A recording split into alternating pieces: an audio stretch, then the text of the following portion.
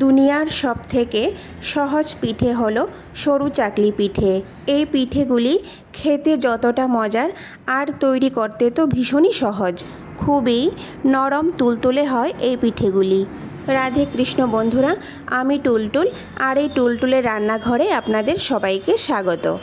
আজকে আপনাদের জন্য খুবই সহজ একটা পিঠে তৈরির রেসিপি নিয়ে আসলাম। সেটা হলো সরু চাকলি পিঠে।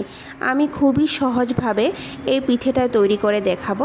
তাহলে চলুন আমি এই পিঠেটা কি করে তৈরি করছি দেখে নেওয়া যাক। আমি এখানে 2 কাপ পরিমাণ চালকে আগের দিন রাতের বেলা ভিজিয়ে রেখেছিলাম। আপনারা চাইলে কিন্তু হালকা গরম জলের মধ্যে 2-3 ঘন্টার জন্য ভিজিয়ে রাখতে পারেন। এবার এই চালটাকে ভালো করে জল থেকে ঝরিয়ে মিক্সি জারের মধ্যে নিয়ে নেব। চালের পরিমাণটা আপনারা কম বা বেশি করতে পারেন। এবার আমি সবগুলি চালকে মিক্সি জারের মধ্যে নিয়ে খুবই অল্প পরিমাণ জল দিয়ে দেব। এখানে বেশি পরিমাণ জল কিন্তু দেওয়া যাবে না, না হলে চালটা ভালো করে পেস্ট হবে না। এবার আমি মিক্সি জারে ঢাকনা লাগিয়ে ভালো করে চালটাকে মিহি পেস্ট করে নেব। দেখুন বন্ধুরা, চালটা কিন্তু একেবারে মিহি পেস্ট হয়ে গেছে। এইভাবেই চালটাকে পেস্ট করে নিতে হবে। এবার এই চাল বাটাটাকে একটা বাটির মধ্যে নিয়ে নেব।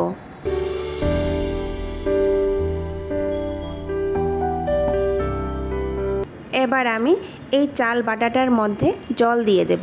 আর জলটা কিন্তু হালকা গরম থাকবে, একদম খুবই হালকা গরম থাকবে জলটা। এখন এই হালকা গরম জলটা আমি মিক্সি জারের মধ্যে নিয়ে নেব। আর মিক্সি জারটা ভালো করে ধুয়ে বাটির মধ্যে নিয়ে নেব। আর বন্ধুরা, এই পিঠের ব্যাটারটা কিন্তু একবারই পাতলা হবে।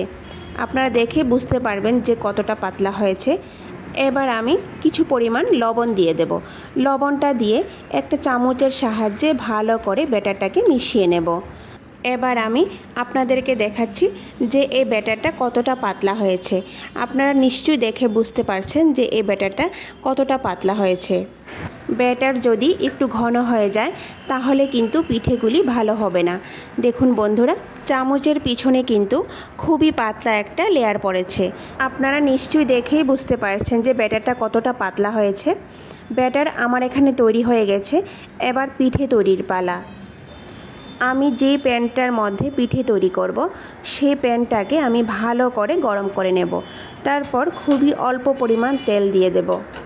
এবার এই তেলটাকে একটা টিস্যু পেপারের সাহায্যে পুরো প্যানের মধ্যে লাগিয়ে নেব। তারপর যে এক্সট্রা তেলটা থাকবে প্যানের মধ্যে সেটা আমি টিস্যু পেপারের সাহায্যে উঠিয়ে নেব।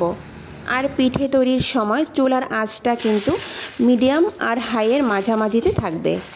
এবার একটা চামচের সাহায্যে পিঠেগুলি প্যানের মধ্যে দিয়ে প্যানটাকে এভাবে ঘুরিয়ে নেব। পিঠেগুলি কিন্তু কম আঁচে ভাজা যাবে না, মাঝারি থেকে একটু বেশি আঁচে ভাজতে হবে। পিঠেগুলি প্যানের মধ্যে দিয়ে একটুক্ষণ অপেক্ষা করতে হবে, মানে কয়েক সেকেন্ড অপেক্ষা করতে হবে। কয়েক সেকেন্ড পরেই দেখবেন পিঠেটা আপনা থেকে প্যান ছেড়ে আসছে।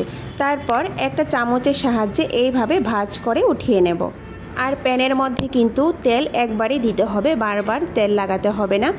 আর প্রত্যেকটা পিঠে তৈরির আগে কিন্তু আমি একটা চামচের সাহায্যে ভালো করে নেড়ে নেব। প্রত্যেকটা পিঠে তৈরির আগে চামচের সাহায্যে কিন্তু ব্যাটারটাকে ভালো করে নেড়ে নিতে হবে।